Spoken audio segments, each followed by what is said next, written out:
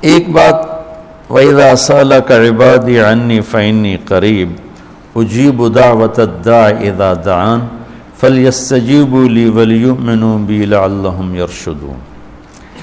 یہ آیت بڑی زبردست ہے اللہ کی رحمت کو بتانے کے لیے۔ ساڑی تا جی سندا ہی کوئی نہیں، یہ عام لوگ جی ساڑی تا رب سندا ہی کوئی نہیں، اور جو بیچارے ان پڑھ لوگ پیر سائیں تواڈی رب موڑ نہیں سکتا، ساڑی سندا کوئی نہیں، یہ اس سے بھی آگے چلے جاتے۔ او بھائی اللہ بڑا بے نیاز ہے، جس کی چاہے موڑ دے، جس کی چاہے سن لے، لیکن رب سب کی سنتا ہے، یہ یہاں بتانا ہے۔ وَإِذَا ان نہیں، ان شرط ہے اور اذا ظرفیت ہے، تو ان کی بجائے اذا سے ایک دم اللہ کی رحمت کا دروازہ کھلتا ہوا نظر آتا ہے۔ اذا سألک، عنی پہلے ہونا چاہیے، عبادی بعد میں ہونا چاہیے۔ جب میرے بارے میں میرے بندے پوچھیں، اللہ کو صحابہ نے سوال کیا، یسألونک یسألونک یسألونک، کتنا قرآن میں ہے، یسألونک عن المحیض قل هو اذی، یسألونک عن الانفال قل الانفال للہ والرسول، یسألونک عن الاہلہ قل ہی مواقیت للناس، یسألونک عن الیتامى قل اصلاح لہم۔ جتنے بھی صحابہ نے سوال کیے وہ آئے ہیں یسألونک، یہ آپ سے پوچھتے ہیں، ٹھیک ہو گیا؟ تو یا حبیبی یا محمد قل، آپ کہیے، یہ جواب ہے۔ یہ سارے قرآن میں طرز ہے، کوئی 14 کے 18 دفعہ یسألونک کا لفظ آیا ہے۔ صحابہ نے سوال کیا، اللہ کدھر ہے، قریب ہے تو مناجات کریں، دور ہے تو زور سے پکاریں۔ تو اس پر آیت یوں اترنی چاہیے تھی، یسألونک عنی، جیسے باقی آ رہا ہے سارے سوالوں کا جو لفظ آیا ہے یسألون، آپ سے پوچھتے ہیں، تو یہاں بھی ہونا چاہیے تھا آپ سے پوچھتے ہیں، عنی میرے بارے میں، قل تو آپ کہیے، ہوا قریب کہ وہ تمہاری قریب ہے۔ یہ میری بات سمجھ میں آئی؟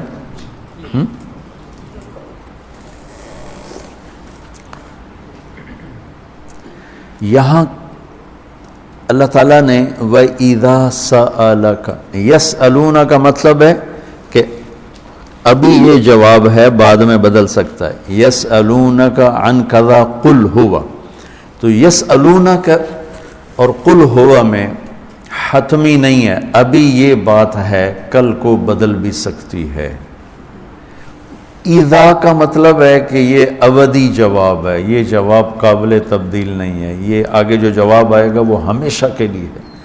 اب سنو، وَإِذَا سَأَلَكَ عبادی عنی، اپنے آپ کو بعد میں ذکر کیا اور اپنے بندوں کو پہلے ذکر کیا۔ اذا سألک الناس المؤمنون، یہ آ سکتا ہے نا، العباد، اذا سألک العباد، کیا کہا عبادی، اللہ کو یہ سوال اتنا پسند آیا، اللہ کہ تم تو ہو ہی میرے بندے، میرے بارے میں اپنے آپ کو بعد میں ذکر کیا اور عبادی کو پہلے ذکر کیا۔ اب میں ایک مثال دیتا ہوں آگے، جو فإنی قریب، میں پوچھتا ہوں مولوی شاہد صاحب سے کہ مولوی عدنان کدھر ہیں، تو مولوی شاہد صاحب کے ذمہ ہے جواب دینا کہ جی یہ بیٹھے ہیں، ٹھیک ہے نا۔ میں پوچھتا ہوں مولوی شاہد مولوی عدنان کدھر ہیں، تو مولوی شاہد کے جواب دینے سے پہلے مولوی عدنان کہ جی میں ہوں، کوئی فرق ہوگا؟ مجھے سمجھ میں نہیں آ رہا، شیخ رمزی واضح کرے تو کرے، مجھے سمجھ میں نہیں آ رہا کہ میں اس کو واضح کیسے کروں کہ اللہ کے نبی سے صحابہ پوچھ رہے ہیں رب کے بارے میں بتائیں، تو اللہ تعالیٰ اس کو یوں لا کر کہتا ہے کہ یہ آپ سے میرے بارے میں پوچھیں تو میرے نبی آپ ہٹ جائیں، میں جواب دیتا ہوں، میں ہوں، تمہارے ساتھ ہوں، تمہارے پاس ہوں، شہرک سے زیادہ قریب ہوں، تمہارے ساتھ ہوں. تو کیسے کہتے ہو کہ میں تمہاری سنتا نہیں؟ اجیب دعوتن، دعوت الدع، دعا دعا بار بار پکارنا، اور دعوتن ایک دفعہ پکارنا. اللہ اس آیت میں کہہ رہا ہے کہ جو زندگی میں جس نے مجھے کبھی ایک دفعہ بھی پکارا ہو، میں اس کی دعا پر بھی لبیک کہتا ہوں. یہ نہیں کہ میں نہیں میں سنتا ہوں، تم سنانے والے بنو. ہم تو مائل بکرم ہیں، کوئی سائل ہی نہیں، راہ دکھلائیں کسے راہ رو منزل ہی نہیں. کوئی مانگنے والے تو بنو. اور میں قربان جاؤں، اس نے مانگنے کے لیے تقوی نہیں مانگا. کتنی عجیب بات. اللہ کو پتہ ہے ہر آدمی تو تقوی والا نہیں ہو سکتا، نہیں، اور ہر آدمی علامہ بھی نہیں ہو سکتا، تہجد گزار بھی نہیں ہو سکتا ہے، نمازی بھی نہیں ہو سکتا ہے. ایک کام ہر آدمی کر سکتا، اللہ نے وہ لگا دے. مسلمان ہونا بھی نہیں لگایا. مسلمان ہونا بھی، ہندوؤں کو کوئی اور رب دے گا، ان کو تو اللہ ہی دے گا. تو میں قربان جاؤں، کہتا امن یجیب المضطر اذا دعاہ. بس مجھے آنسو بہا کے دکھا دے، پھر تو ہندو ہے، سکھ ہے، مسلم ہے، عیسائی ہے، آ جاؤں گا، میں آ جاؤں گا.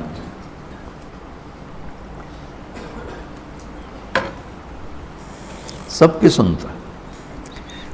اجیب دعوت الداع، ایک دفعہ بھی جو زندگی میں پکارتا ہے نا، اذا دعان، جب جس وقت اس کی زبان سے یا اللہ نکلے گا، میں لبیک کہتا ہوا ہوں.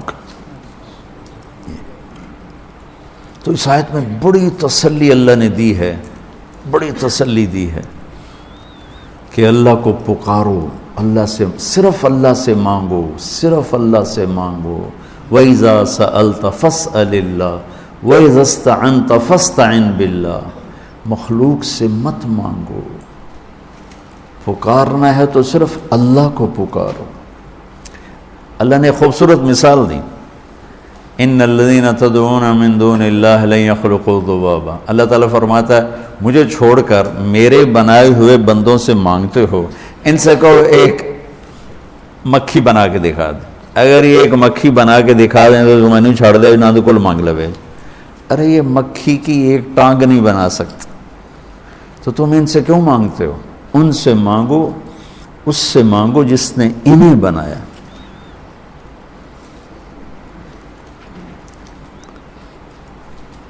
تو اس آیت میں اللہ نے بڑی تسلی دی ہے کہ تم مانگنے والے رو دھو کے میرے سامنے رونا سیکھ لو، کر دوں، مضطر بن کے دکھا دو. جیسے ہمارے ہاں دعائیں مانگی جاتی ہیں، ہاتھ ادھر ہوتے ہیں اور گا گا کے ربنا آتنا، یہ دعا ہے؟ یہ تو دعا کا مذاق ہے، اس کو دعا کہتے ہیں. اور پیچھے نمازیوں کو کوئی ہوش نہیں ہوتا کہ مولوی صاحب کیا دعا مانگ رہے ہیں. دعا تو ایک پکار، ایک فریاد ہے، عرش کو ہلا دے. اگر کوئی تڑپ کے اللہ کو دکھا دے تو. اس کے بعد ایک بڑی خوبصورت بات آئی ہے، وہ بتانا چاہتا ہوں. احل لکم لیلۃ الصیام الرفث الی نسائکم ہن لباس لکم وانتم لباس لہن. بس یہ بتانا اتنی بڑی خیر کا ہے، اتنی بڑی سبحان اللہ.